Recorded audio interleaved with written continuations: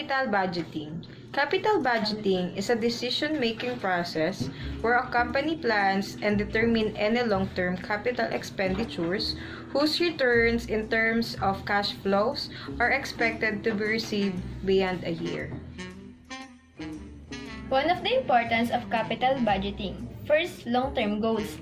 For the growth and prosperity of the business, long-term goals are very important for any organization.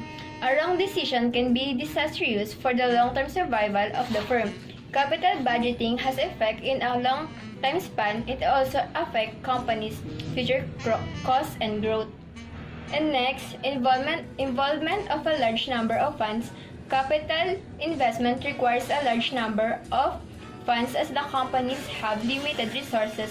The company has to make a wise and correct investment decision. The wrong decision would harm the sustainability of the business. The large investment includes the purchase of an asset, rebuilding or replacing existing equipment. Third is irreversible decision. The capital investment decisions are generally irreversible as it requires large amount of funds. It is difficult to find the market for the asset. The only way remains with the company is to scrap the asset and incur heavy losses. Next is monitoring and controlling expenditure. Capital budget carefully identifies the necessary expenditure and research and development required for an investment project. Since a good project can turn bad if expenditure aren't carefully controlled or monitored, this step is a crucial benefit of the capital budgeting process. One of the importance of capital budgeting is transfer of information. The time that project starts off as an idea, it is accepted or rejected, numerous decisions have to be made at the various level of authority. The capital budgeting process facilitates the transfer of information to appropriate decision makers within a company. Next is difficulties of investment decision. The long-term investment decisions are difficult because it extends several years beyond the current period.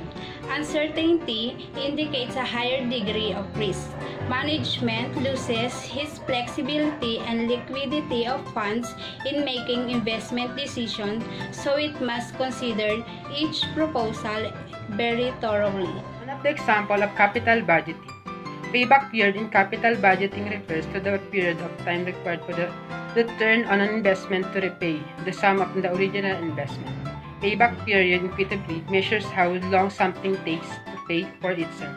All else being equal, shorter payback period are preferable to longer payback periods. The present value of cash inflow and the present value of cash outflow over a period of time.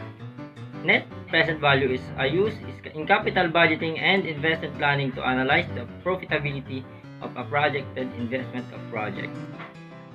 Next is Profitability Index.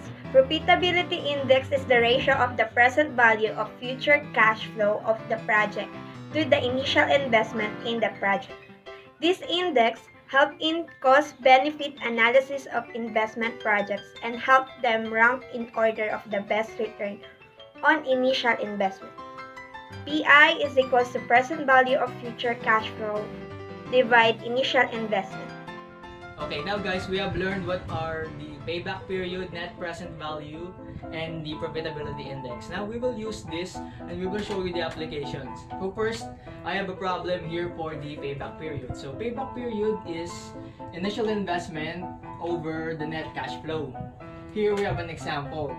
A machine is worth 500,000 pesos and expected to generate an income of 95,000 pesos of cash flow per year.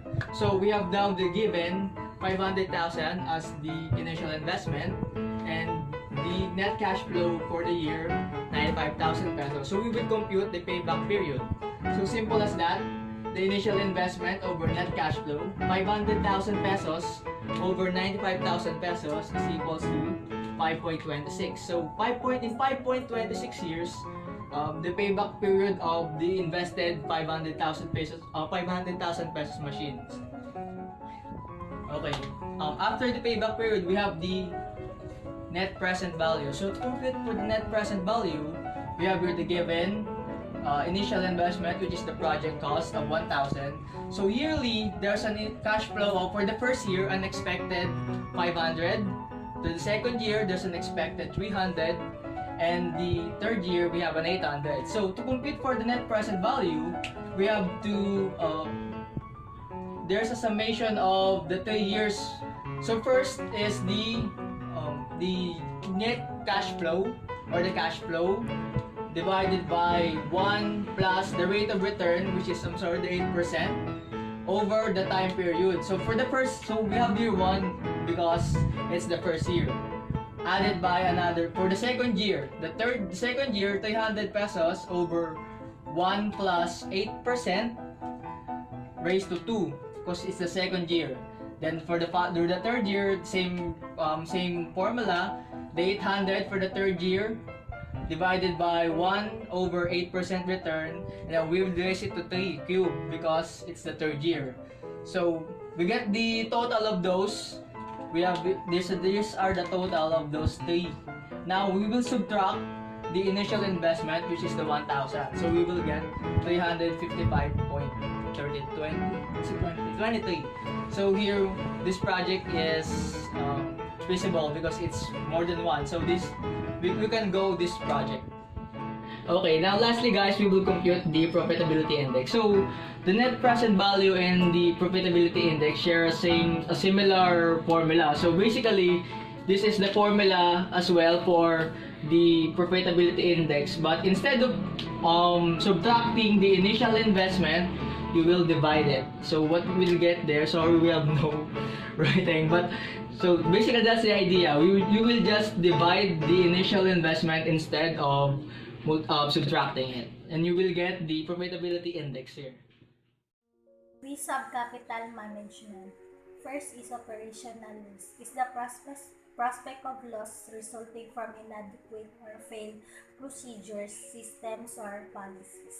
Next is interest rate risk. Is the probability of a decline in the value of an asset resulting from unexpected fluctuation in interest rate. The next is market risk. Is the change in the market that could adversely impact the sales of an output. Inflation risk, knowing as purchasing power risk, refers to the situation in which the price of goods and services increase more than expected, inversely resulting to less purchasing power. Business risk, anything that a company's ability to achieve its target financial goals is called business risk. Financial risk is the danger of possibility that shareholders or investors will lose its money.